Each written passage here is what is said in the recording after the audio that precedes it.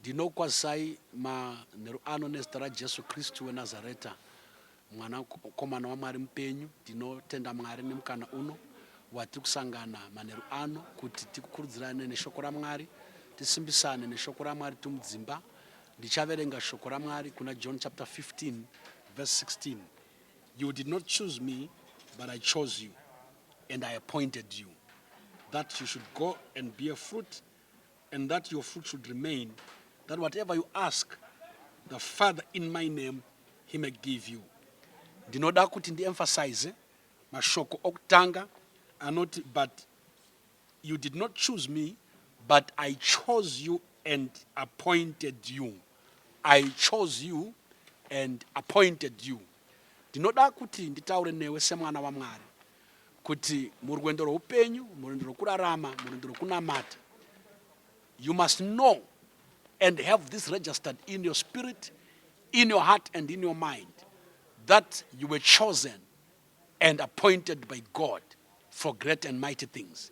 You were chosen and appointed by God for great and mighty things. Nguva zhinji vanhu vanoverenga bhaibheri vanozvikonfyuza nekusanzwisa kutaura kwaMwari. Pane rugwaro runonzi naJesu, vazhinji vakadamwa asi vashoma vakasarudzwa. Iyoyo scripture yashandiswa nevakawanda kuzviseparata kubva kune vakasarudzwa, kuzvibvisa kune vakasarudzwa. Toda kuti urege kukanganisika. Jesu paaitaura kuti vazhinji vakadamwa, waireva kuti vhangeri radaidza vakawanda, shoko radaidzwa vakawanda, asi ukaona mune vakawanda vakadaidzwa, kune vakarigamuchira, kune vakaritenda. Iwe semwana waMwari pawakarigamuchira ukaritenda, ndiwe umwe wevakasarudzwa.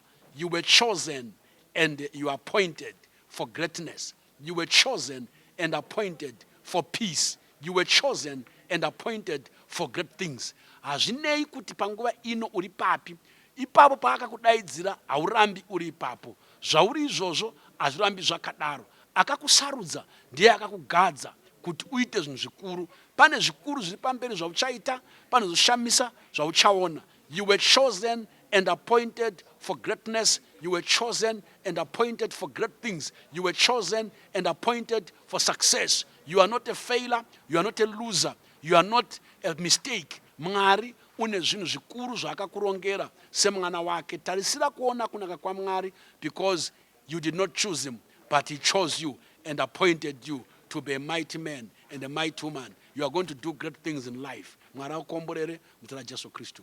Amen.